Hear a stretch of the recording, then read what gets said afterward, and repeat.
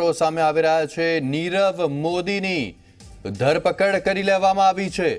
સૌથી મોટા સમાચારો હાલમાં સામે આવી રહ્યા છે। લંડનમાં નીરવ મોદી સામે અરેસ્ટ વોરંટ ઇસ્યુ કરાયું હતું અને હવે નીરવ મોદીની ધરપકડ કરી લેવાઈ છે। 13,000 કરોડનો કૌભાંડી છે નીરવ મોદી। ઘણા સમયથી લંડનમાં રહેતો હતો। લંડનમાં પણ તે આલિશાન જીવન જીવતો હતો અને ત્યારબાદ તેના 2-3 આ પ્રકારના વિડીયો સામે આવ્યા હતા, જ્યાં લંડનના રસ્તા પર તે ચાલી રહ્યો હતો। પત્રકારો તેને સવાલ પૂછતા હતા, પરંતુ તે એક પણ સવાલનો જવાબ ન હતો આપતો। તેની સામે રેડ કોર્નર નોટિસ પણ જાહેર કરવામાં આવી હતી। ત્યારબાદ નીરવ મોદી સામે અરેસ્ટ વોરંટ લંડનમાં નીકળ્યું અને હવે તેની ધરપકડ કરવામાં આવી છે। તેને હવે કોર્ટમાં રજૂ કરવામાં આવશે।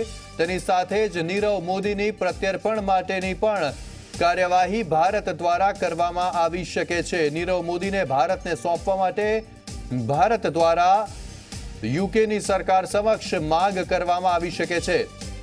13,000 કરોડનો કૌભાંડી છે નીરવ મોદી અને લંડનમાં પણ તે આલિશાન જીવન જીવી રહ્યો છે આ જ રૂપિયાથી। પંજાબ નેશનલ બેંકના સૌથી મોટા કૌભાંડમાં નીરવ મોદીનું નામ સામે આવ્યું હતું, ત્યારબાદથી તે ફરાર હતો અને લંડનમાં હવે તેની ધરપકડ કરી લેવામાં આવી છે। 13,000 કરોડનો કૌભાંડી નીરવ મોદી કે જેની લંડન પોલીસે ધરપકડ કરી લીધી છે અને હવે સૌથી વધારે પ્રયાસ ભારત દ્વારા કરવામાં આવી રહ્યા છે કે જેથી તેને પ્રત્યર્પણ સંધિના આધારે ભારતમાં પાછો લાવવામાં આવી શકાય, કે જેથી ભારતના જે 13,000 કરોડ રૂપિયા નીરવ મોદી ચાઉ કરી ગયો છે તે મામલે વધુ તપાસ કરી શકાય। વધુ માહિતી આપશે અમારા સહયોગી કેતન જોશી। કેતન, જાણવા માંગીશું, હવે જ્યારે ધરપકડ થઈ ચૂકી છે નીરવ મોદીની લંડનમાં, તો હવે પછીની શું કાર્યવાહી રહેશે? હવે તેને ભારત લાવવો કેટલો આસાન બની જાય છે? જો ભારતની આ કૂટનીતિક એક બહુ મોટી જીત કહેવાય, કારણ કે અત્યાર સુધી જેટલા કૌભાંડીઓ દેશ છોડી ગયા છે એ વર્ષો વીતી જવા છતાં પણ ભારત દેશ પરત નથી આવ્યા અને તેના ઉપર કાનૂની કાર્યવાહી નથી થઈ। પરંતુ નીરવ મોદીને લંડનની કોર્ટે એના ઉપર બિનજામીન લાયક વોરંટ પણ ઇસ્યુ કર્યું હતું। એમની આજે ધરપકડ થઈ ગઈ છે અને આગામી 4 કે 5 દિવસમાં ભારતને એ સોંપી દે એવી પણ પૂરી સંભાવના છે। અને ભારતને સોંપ્યા પછી આપણે એવું કહી શકાય કે નરેન્દ્ર મોદીની આ સૌથી મોટી જીત છે, કારણ કે પક્ષ અને વિપક્ષ બંને જ્યારે આ પ્રકારનો મુદ્દો ચુનાવી રણનીતિમાં ઉઠાવતા હોય ત્યારે નીરવ મોદીનું ઝડપાઈ જવું એ જ ભારત માટે સૌથી મોટી બાબત છે। અને આગામી દિવસોમાં ભારતીય જનતા પાર્ટી છે આને ખૂબ સારી રીતે આ મુદ્દાને લઈ જશે। હવે આપણે નીરવ મોદી ઉપર પાછા આવ્યા તો એવું કહી શકાય કે નીરવ મોદીએ પંજાબ નેશનલ બેંકના 13,000 કરોડ રૂપિયા ડુબાડી અને લંડનમાં ખુલ્લે આમ ફરતો હતો। મીડિયાએ પણ તેને કેપ્ચર કર્યો હતો, પરંતુ આજે જ્યારે લંડનમાં એમની ધરપકડ થઈ છે તો આગામી 1 કે 2 દિવસમાં આપણું પ્રત્યાર્પણ સંધિનું કામ પણ પૂરું થઈ જશે। અને જે પ્રકારે સીબીઆઈના સૂત્રો જણાવતા હતા કે 25 માર્ચે તેને ભારત કદાચ લાવી શકાય, તો એ દિશામાં એક મહત્વનું પગલું આજે ભરાણું છે। લંડનની પોલીસે તેમને એરેસ્ટ કર્યા છે અને ભારતમાં 25 તારીખ કે તેની આસપાસ નીરવ મોદી આવી જશે અને ભારતની કૂટનીતિનો આ સૌથી મોટો વિજય થયો છે એવું કહી શકાય। જરૂરથી કેતન, સાથે સાથે જ વિજય માલ્યા પણ લંડનમાં છે, તેની પણ ધરપકડ થઈ હતી। તેની સામે પણ વેસ્ટમિન્સ્ટર કોર્ટમાં જ કેસ ચાલી રહ્યો છે। ત્યારે સવાલ તે છે કે વિજય માલ્યા અને નીરવ મોદીના કેસમાં શું તે મુખ્ય તફાવત છે કે જેના કારણે તેવું કહી શકાય કે નીરવ મોદી જલ્દીમાં જલ્દી ભારતને સોંપી દેવામાં આવશે યુકેની સરકાર દ્વારા? જુઓ, ખાસ કરીને નીરવ મોદીએ જે પ્રકારનું ભારતમાં ફ્રોડ કરીને ત્યાંથી જતો રહ્યો હતો અને જે પ્રકારે એને એવું કહ્યું હતું કે મારે તો હું નાદાર થઈ ગયો છું, મારી પાસે કોઈ રૂપિયા નથી, તેની સામે તેને લંડનમાં બહુ મોટો બિઝનેસ પણ શરૂ કરી દીધો અને અલગ એક ફર્મ પણ બનાવીને ત્યાં એ ડાયમંડનો ધમધોકાર બિઝનેસ કરે છે। તો આવા જ બધા જે ભારતે ઠોસ સબૂતો આપ્યા છે એના આધારે નીરવ મોદીનો ધરપકડનો માર્ગ મોકળો થયો અને પ્રત્યાર્પણની સંધિ પણ વધુ મજબૂત બની। સાથે સાથે વિજય માલ્યાના કેસમાં પણ એવું છે, જો કે નીરવ મોદી કરતા તેનો કેસ અલગ છે, છતાં પણ ત્યાંની કોર્ટે ભારત સરકાર પાસેથી મુંબઈ જેલના વિડીયો ફૂટેજ માંગ્યા અને વિજય માલ્યાએ એવી પણ દલીલ કરી હતી કે ભારતની જે જેલ છે ત્યાં રહેવું સેફ નથી અને મારા જીવનું જોખમ પણ છે। તો ભારત સરકારે વળતો એક વિડીયો પણ તેમને મોકલ્યો હતો। તો હવે એવું લાગે છે કે જે પ્રકારે નીરવ મોદીની પ્રત્યાર્પણની આપણી એક સફળતા ગણી શકાય, જે રીતે એની ધરપકડ થઈ છે, તો આગળ જતા વિજય માલ્યાના કેસમાં પણ ગતિ આવે, કારણ કે ભારતે ત્યાંની કોર્ટે જે જોઈતા હતા એ પુરાવા પણ આપી દીધા છે। આપણી કોર્ટ કેટલી સફળ અને કેટલી સેફ છે એ પણ એમને બતાડી દીધું છે. જેલનું એક આખો જે એમને સંભવિત રીતે રાખવામાં આવનાર છે એ જેલનો વિડીયો ફૂટેજ પણ એમને મોકલી દીધા છે. તો આપણે એવું કહી શકાય કે આગામી દિવસોમાં હવે વિજય માલ્યા ઉપર પણ સિકંજો કસાશે અને લંડનની કોર્ટ છે એ એમને ધરપકડ કરવા માટે મજબૂર બનશે. અને જે રીતે ભારતે બધા જ સબૂતો આપી દીધા છે, લગાતાર ઈડી કે સીબીઆઈ કે તપાસ એજન્સીઓ છે એ લંડન જઈ ત્યાંની કોર્ટમાં આપણો પક્ષ રાખતા હતા.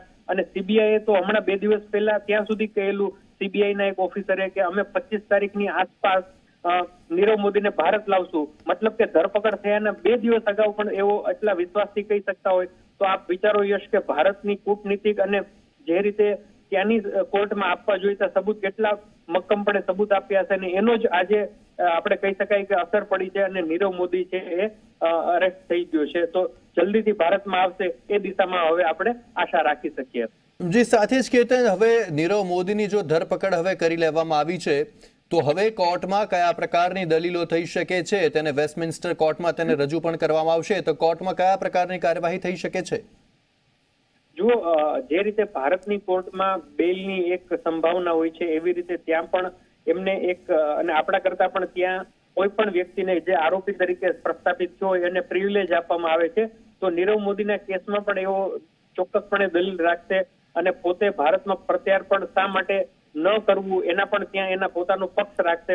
પરંતુ ભારત પણ સામે એટલી મજબૂત દલીલ કરશે કારણ કે એ છે એ ત્યાંનો નાગરિક પણ છે એવું આપણે જોયું અને પાસપોર્ટ પણ એને સરેન્ડર કરાવી દીધા છે યા તો જપ્ત થઈ ગયા છે. તો ત્યાંની કોર્ટ એને ચોક્કસપણે સાંભળશે. પરંતુ આ જે બધી પ્રક્રિયા છે 3 કે 4 દિવસની પ્રક્રિયા છે અને ઉપલી કોર્ટમાં પણ કદાચ જવાનો રસ્તો એમને સાફ છે. જે પ્રકારનું વિજય માલ્યાના કેસમાં થયું હતું એવું પણ આમાં થઈ શકે. પરંતુ ભારત છે હવે નીરવ મોદીને પોતાની હાથમાંથી છટકી દેવા માટે તૈયાર નથી અને તમામ પ્રકારના જે સબૂત છે ભારતે પોતાના પક્ષમાં રાખ્યા છે. અને હું માનું છું કે આજે જ રાત્રે આપણી એક ખાસ ટીમ છે એ લંડન જવા રવાના થશે અને ત્યાંની કોર્ટમાં ભારત વતી જે દલીલ કરવાની હશે દલીલ અને પોતાનો પક્ષ પણ રાખશે. તો એ જોવાનું રહ્યું કે જે કાનૂની દાવપેચ હવે શરૂ થાય છે એમાં ભારત કેટલું મજબૂતીથી પોતાનો પક્ષ રાખી શકે છે. તો એના ઉપર જ એની પ્રત્યાર્પણનો આખો આધાર રહેશે. જી, જરૂરથી. જ્યારે આટલી મોટી વાત કેતનભાઈ સામે આવી છે ત્યારે સવાલ તે પણ ઉભો થાય કે કૂટનૈતિક રીતે ભારતે કે રીતે યુકે સાથે અત્યાર સુધીના વ્યવહારો રાખ્યા છે કે જેના કારણે યુકેની સરકાર નીરવ મોદીને પ્રત્યાર્પણ સંધિના આધારે ભારતને સોંપવા માટે તૈયાર થઈ શકે? જો અત્યાર સુધી ભારતે પોતાની કૂટનીતિક ચાલ રૂપે બ્રિટન સરકારને એ આશ્વાસન આપ્યું કે આ એક અમારા આરોપી છે, ભાગેડું છે અને તમારા બ્રિટનના સાથે એનો કોઈ સીધો સંબંધ નથી. માત્ર ને માત્ર અમારે ત્યાં ફ્રોડ કરી અને તમારા દેશમાં માત્ર શરણ લેવા આવ્યા છે. તો શા માટે અમને ન સોંપી દેવો? અને અમારા ભારતની અર્થવ્યવસ્થામાં એક મોટો ઘા કરીને આ લોકો આવ્યા છે. તો તમારા દેશ ઉપર પણ કદાચ આવું થઈ શકે. માટે એને તાત્કાલિકપણે ભારતને સોંપી દેવો. અને જરૂરી પુરાવા પણ ભારત સરકારે રજૂ કરી દીધા કે એ લોકોએ આ પ્રકારની લોન લીધી હતી પરંતુ લોન પે ન કરવાથી એની અસર કેટલી મોટી પડે છે, બેન્કિંગ સિસ્ટમ ઉપર કેટલી નકારાત્મક અસર પડે છે, આ બધી જ દલીલો છે એમને ત્યાં કરેલી. અને કદાચ એટલા માટે જ આજે ધરપકડ પણ આટલી ઝડપથી થઈ જાય છે. કેસ ભારતનો છે અને ધરપકડ લંડનમાં થાય છે. તો આ જે કૂટનીતિક જીતનું આપણે કહી શકાય કે બહુ મોટું પાસું છે. પરંતુ હવે આગળની દલ છે એમને પણ ત્યાં એક પ્રિવિલેજ મળી શકે એમ છે. એને પણ ત્યાં બેલ માટેની એપ્લિકેશન થઈ શકે એમ છે. તો આગળ એ જોવાનું કે ભારત હવે કયા કયા મુદ્દા એવા રાખી શકે છે જેના કારણે ઈડી અને સીબીઆઈ છે નીરવ મોદીને ભારત લાવી શકે, ભારતના કાયદા મુજબ એમના ઉપર કાનૂની કાર્યવાહી થાય અને જે 13,000 કરોડ રૂપિયા ડૂબાડીને એ જતો રહ્યો છે એ પંજાબ નેશનલ બેંકના 13,000 કરોડ એમને પાછા મળે, જેથી કરીને આપણી બેન્કિંગ સિસ્ટમ પણ સારી રહે અને લોકોનો વિશ્વાસ પણ બની રહે. તો કેન્દ્ર સરકાર ઉપર પણ અત્યારે ખૂબ મોટું પ્રેશર છે. એટલે હું માનું છું યશ કે બહુ મોટી જે કાનૂની ફાઇટ કદાચ કરવી પડે તો એના માટે પણ આપણું ઈડી અને સીબીઆઈ તૈયાર હોઈ શકે અને કદાચ આજે જ ત્યાં જવા માટે એ નીકળી જશે અને ત્યાંની કોર્ટમાં આપણા વતી મતલબ ભારત સરકાર વતી પણ બહુ સ્ટ્રોંગ ત્યાં દલીલ થવાની છે. આગળ જોવાનું રહ્યું કે કેટલા દિવસમાં ભાગેડુ નીરવ મોદી ભારતને સોંપવામાં આવે છે. જી, જરૂરથી કેતન, આભાર આપનો તમામ માહિતી આપવા બદલ. તો નીરવ મોદીની લંડનમાં ધરપકડ થઈ ચૂકી છે અને હવે તેને ભારત લાવવાનો માર્ગ વધુ મોકળો થઈ ચૂક્યો છે અને આને ભારતની એક મોટી કૂટનૈતિક જીત પણ માનવામાં આવી રહી છે.